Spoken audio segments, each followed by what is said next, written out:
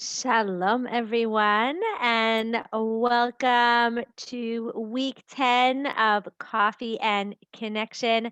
So excited to be here with all of you, and great to see everyone who's here. Esther, way to show up on video.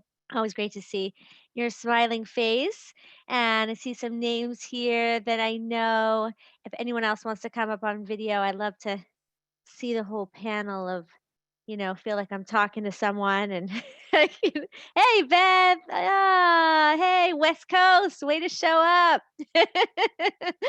Awesome. Amazing. Okay, so respect. Let's talk about respect. So let's start by talking about what respect is not. Because I think this is first and foremost where so many of us get stuck, right? That thought of like respecting my husband. Are you kidding me? Like I'm just supposed to be his slave, or that just means that I have to lose myself, or that means that he's better than me, or something like that. Because we often think of respect as something that we give to someone in authority, right? Something that we give to teachers, something that we give to parents, something that somebody, is like, um, someone higher than us that I have to look up to and I have to respect them. And so, sometimes I don't feel like respecting you, or like, who says you're better than me? And who says that we have all these like negative connotations with the thought of respect. I remember, the many first years of my marriage hearing things like, oh, you should respect your husband, and just rolling my eyes and feeling like that was so old, like so old school, so not partnership, so not what marriage was really supposed to be about. And it was only when I finally got a real understanding of what respect is that things actually got started to turn around in my marriage. Because here's the thing about respect. We all want it. Everyone wants to be respected, and everyone feels really crappy when they're not being respected, right? Not just your husband, but also you. We all want to be respected. We all want to feel like and this is using a phrase that I got as I was describing respect to one of my clients a few years ago, said, "Oh, you mean you matter? I matter." That's what respect is. And when we can when someone knows, when someone feels like they matter to me, or when someone feels like they don't matter to me, that is such a horrible feeling, right? If I'm talking and someone's not listening, or someone's, telling me why I'm wrong and they're right, or someone's telling me, how dare you think that? How dare you say that? Um, that's just, or I don't care about you. You don't matter. Then it's going to be really hard to have an intimate relationship with that person. It's going to be hard to have a connection with that person. It's going to be hard to want to spend time with that person. So, what is respect?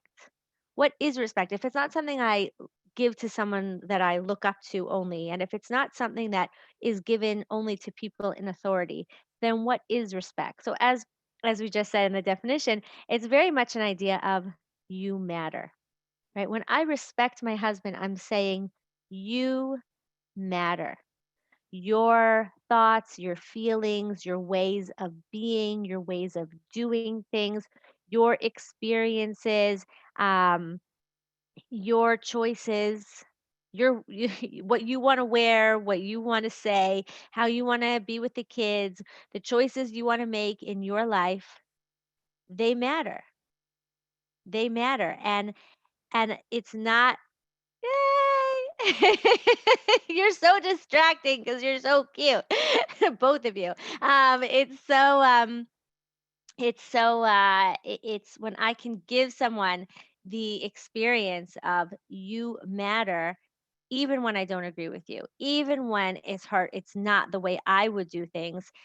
What we're telling the person is that I'm making space for you, right? I I respect you. I honor you. You don't need to be just like me to um to have, to be safe here. And the reality is that no two people are ever alike, are ever completely alike. So the only way that either of us can ever be safe in a relationship is if it's also safe to be different. And that's why respect so often comes out to this concept of different doesn't make it wrong.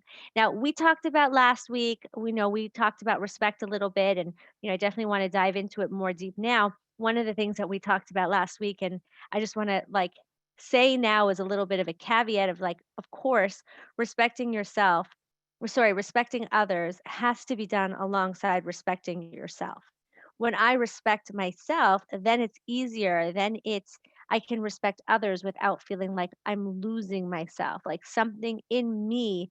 I'm going to be lost if I respect you. And this answers the questions that I get of like, well, how can I respect something that I don't believe? How can I listen to something that I don't want to listen to? How can I be okay with my husband not being, what I think he should be or not doing the things that I think should be done? Well, when you respect yourself and you make space for your own feelings and your own beliefs, then other it's not as you don't need to feel threatened by other people, by their feelings, by their thoughts, by their way of doing things, because I know who I am and I respect myself and I honor myself. So if someone else has a different point of view, I can listen to it. I can hear it without feeling like I need to jump in and tell you how I feel, because I know how I feel. I'm good. I'm heard. I already feel heard. I don't need to come in and make sure you hear me because I know that I matter, right? So many times when people don't let other people talk, it's because they don't feel heard. I'll often tell women, if your husband is not listening to you, like make sure you're listening to him. And when you listen to him, he's more likely to listen to you. Just like in all our relationships, right? If we are feeling like we need to always constantly jump in and say our piece, well then it's important to make sure that we are heard. And if no one else is hearing us, right, we are empowered to hear ourselves. So I just wanted to make sure that respecting someone else is never about losing out on respecting yourself. His respecting yourself has to come first and foremost. So when I'm listening to someone, and here's an important first, thing about respect. Respect is not agreement. Respect is not I agree with you. I had this once where I was talking to a woman and I shared with her that she can, let her I advise that she let her husband speak and just say, I hear you. I hear what you're saying. I hear you. I hear you. And she wrote me an email about a week later and she said, I want you to know I did what you said. My husband was talking and I just said to him, I agree with you. I agree with you. And I caught that as like, and I pointed it out to her. I said, look, there's a difference between I hear you and I agree with you. Now, your mind equated the two of them, which was then causing the next question that was coming up for her of what about when I don't agree with him? But the truth is that they're two different things. I hear you, which is I'm respecting you, I'm giving what you have to say space, is not the same thing as I agree with you. I don't have to agree with you to respect what it is that you're sharing, to look to understand what it is that you're saying, to under to allow you to have like just you can have your own opinions. I don't have to agree with it. Most of the time people are not looking for agreement.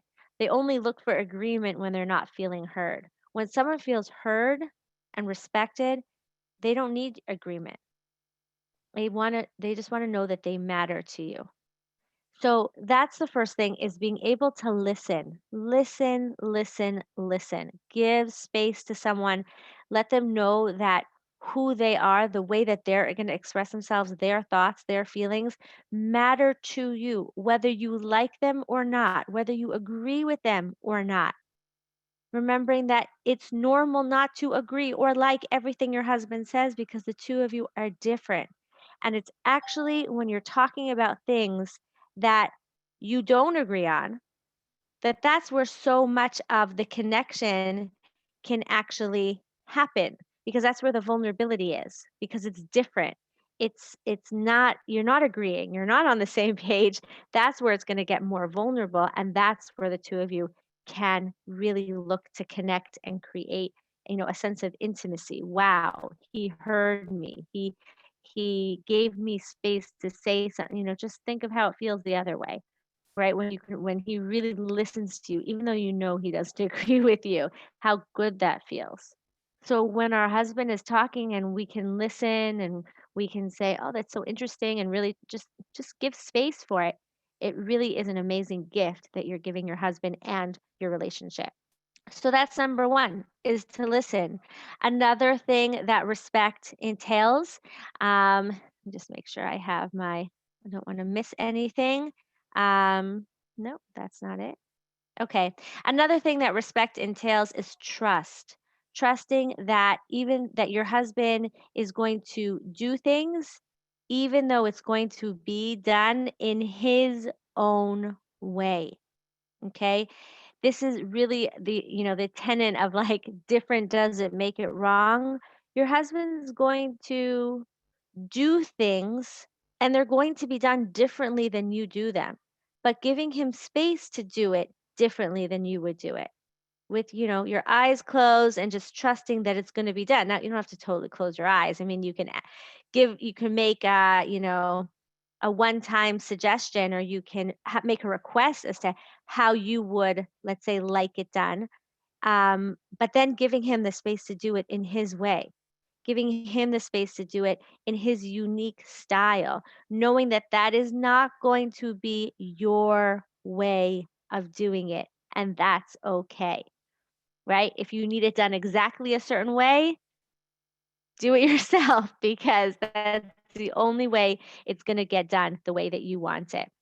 So giving him space to do things in his own way is a big part of respect. And just to mirror it on the other side, if your husband asks you to do something, or if you're with the kids and the whole time he's like second guessing you, and why are you talking to them that way? And don't you think you should do it this way? And I can't believe you did it like that.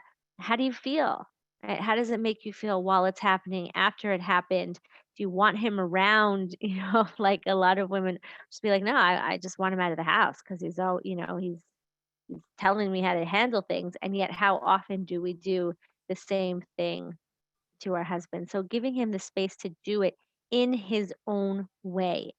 Um, and with this, part of respect is giving space to make mistakes. No one's perfect. Everyone's going to make mistakes, including us, including your husband.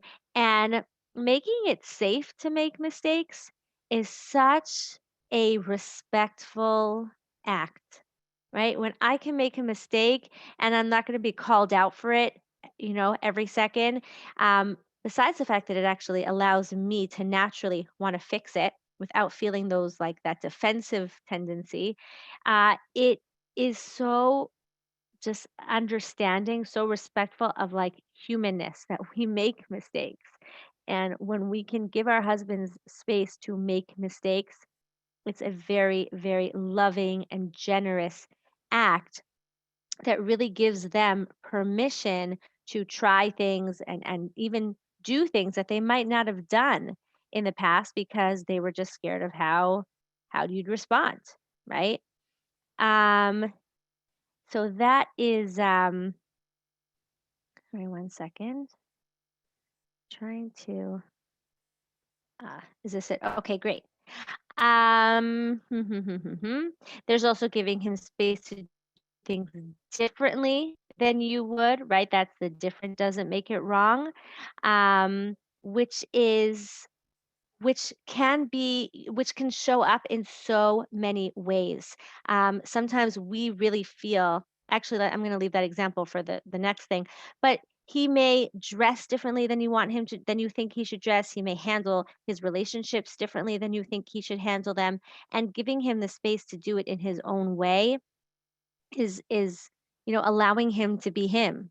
And remember, He's the guy you fell in love with, or he's the guy you chose to marry. So giving him the space to be him rather than suddenly trying to mold him into who you think he should be is going to actually allow you to stay more, in love, have more passion and intimacy and romance because you're excited. Who's this guy, right? Who's he going to be? What's he going to do? Instead of always trying to get him to do it your way and be who you want him to be, which is very controlling and it's very nice because you know what's going to happen, but also doesn't allow him to be who he is, which is who you fell in love with. And for that, like, I don't know what's going to be, right? Let's see how he's going to do it. Let's see what's going to, and just giving that space to respect his way of being.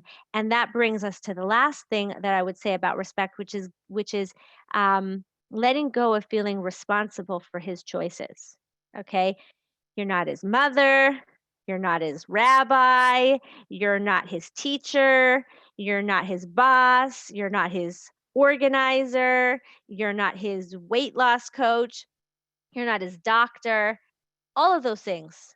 Like, let him make his choices, let him work things out, and you get to respect him as he's your husband and you get to be his wife, and to stop telling him what to do or thinking that you know better, and instead to get to focus on connecting with him and getting to know him and going back, just listening to him and wanting to give him that space to be who he is, right?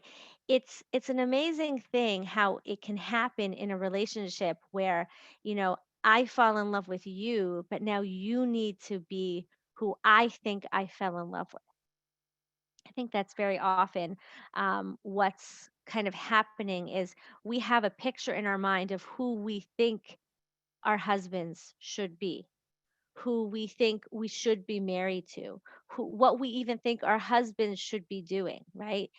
And as idealistic as that may sound, when we get stuck in those expectations and we really try to like mold him in and fit him in, there's a lot that he's going to say and do that is going to upset us, frustrate us, make us feel not, not respected, is going to make us upset.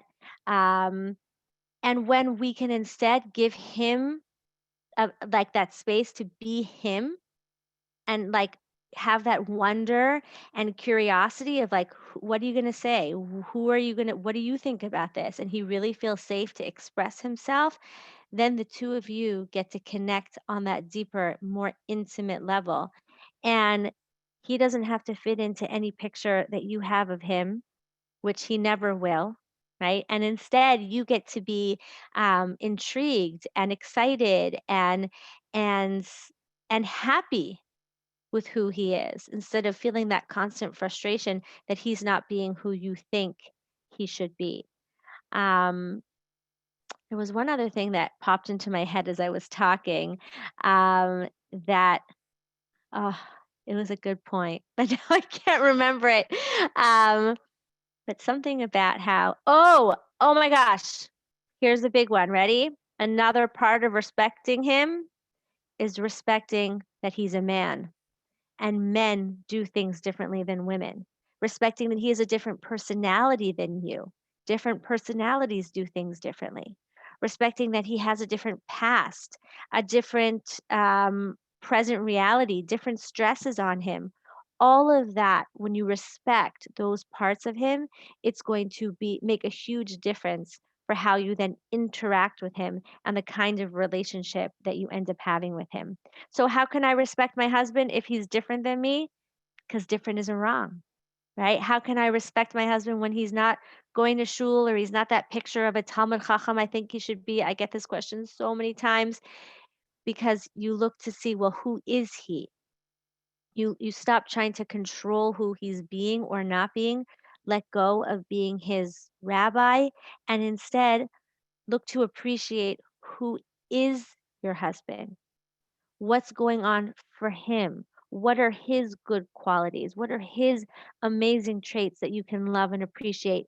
And recognize that your expectations are expectations, and you can have a desire to to have certain things in your relationship, but when that becomes an expectation, that's only going to set you up for frustration, right? When it becomes an obligation, then now that's stepping into you trying to control who he is, which is not which is will not allow him to feel safe, not allow him to feel respected for who he is. So look at what who he is and respect who he is in your relationship rather than focusing on who you think he should be. Okay, so let me just look quickly at the question, see if there's anything I can answer right now. How is this different than the general kavod habriot that is required by basic menschlichkeit? It's most likely not, right? Like the question is, the issue is that most of us don't even know what that means. What does it mean to be respectful to someone? Kavod habriot. What is kavod habriot? Right? That's exactly what we're talking about here. What does it mean to respect someone? What does it mean to give someone respect? Again, it's something that everybody wants and everyone deserves, right? The problem is that for most of us, we don't know how to give it. Now, men may need it more. I think that's for them, that's more their priority, whereas women more feel a need for love. Men feel more of a need for respect. But in the end of the day, we both want both. We both want to feel loved. We both want to feel respected. And knowing that it's something that is part of basic human decency that Hashem even requires of us can be very helpful in getting rid of those negative voices that tell you, say, like, well, who said, like, why should I respect him? He's, that like, don't tell me what to do kind of feeling, or those thoughts of like, what are you saying that that means he's better than me? No, we're not. It's not. Respect is not about who's better. It's not a Respect is not about a hierarchy. Respect is actually about equality. It's about we're all on the same level. Ish and Isha are meant to be on the same level. Ezer kenegdo, right? Equal to. And when one of us feels that we're higher than the other, that's going to break down that the connection that men and women are meant to have. And respect, so much of it is actually leveling that field, being able to say, we're on the same level. Just because you're different doesn't make me better or worse than you. We're simply different. Different doesn't make it wrong. Okay, so thank you for that question. Your explanation of self respect and hearing the other and its inverse is so clarifying. Thank you. You're very, very welcome. Um, it is safe to make mistakes. Showing this respect to my husband will also help create such a more comfortable home for my kids too. 100%. When our kids know that they see us making mistakes and it's okay, then they know they can make mistakes. It's amazing. And when we can teach that to our kids, oh my gosh, we're giving them such a service. My little guy, he's turning 4 this week, Bezrat Hashem, and he colors in the lines like you wouldn't believe. And he saw me coloring my one of my self-cares. I like coloring with those like inky pens and these like, flowery things. And he's like, I want to do one. And he's doing it and he's getting like a little bit out of the lines, like better than I would do. And he's like, it's out of the lines. I messed up. Tahiti, like he's freaking out. And I'm like, it's okay. It's great. So you made a mistake. Go cover it up. It's fine. Like, it's imagine, like, I mean, I hope that I'm able to get him out of that negative thinking of like he can't make a mistake, because that just, imagine how that snowballs, right, into every aspect of your life. If you feel you can't go out of the lines a little bit and you're beating yourself up for coloring out of the lines a little bit on some stupid paper that no one's even going to see, right? So when we can already show our kids, it's okay, look, I made a mistake and it's okay, or you made a mistake and it's okay. They see that we see a mistake is being made and we don't make a big deal out of it. Then, wow, that's a huge, huge gift that we can give our kids. So, yes, thank you, Leora. And what if your husband saw something on the internet that's beneath his level and how to stay on your own page? So, already, if we are judging, if we're in a space of judgment, right? How could he have seen this? How could he be watching that? Then, is that there's kind of like there's a judgment there, which is not respectful, right? Of saying like you shouldn't, like we're telling him what he should and shouldn't do. And also remember that we all make mistakes and we all make our own choices. And we don't need to judge other people, and especially our husbands, to step into that place of like, I'm now going to be your rabbi telling you what you should and shouldn't do, or I'm going to be your mother telling you what you should and shouldn't watch. For most people, that's just going to make them actually more likely to do it more, right? Because you're treating them like a child. They're going to become like that child shrugging their shoulders saying, don't tell me what to do, right? I'll watch this if I want to watch it. But as an adult, we know that there's consequences to our actions, and we make the best choices we can. So when someone is given that space to make those choices, then they'll practically have to make the best choices that they make. And there may be a judgment there. Maybe it's not such a bad thing, right? Maybe there's an assumption being made about what was being watched, or maybe if he doesn't feel attacked, he doesn't feel defensive, he'll be able to see for himself whether or not he wants to continue watching it. So there's a lot of different options here. And to stay on your own paper is really about looking at, is this about me? Is this, and not like, oh, does it affect me? Because everything affects us. So is this about me and my choices? Then I get to, make choices and set boundaries. If it's someone else's actions and someone else's choice, then that's their decision. And the most respectful thing I can do, the most loving thing I can do is say, this is your choice, and I'm going to make space for you to make that decision, for you to make your own choices. Okay. Um, Awesome. So great questions. And it's great to see all of you. Thank you, all of you, for being here. Esther's even got her coffee. Moshe's here. Awesome. And RB, I don't know what your first name is, but it's really good to see you. I love when people come on camera. So it's great to see you all. And okay, I'm going to have to, any new questions that are coming in, I'm going to copy and paste into my questions file so that we can keep answering your questions. Hey, Shada, I'm telling you, almost everyone that came on camera today is in the West Coast. It's unbelievable. Except Moshe. Maybe except Moshe. Okay. So she's not. But everyone else, I saw like 3 LA people, Las Vegas. Oh my gosh. Okay.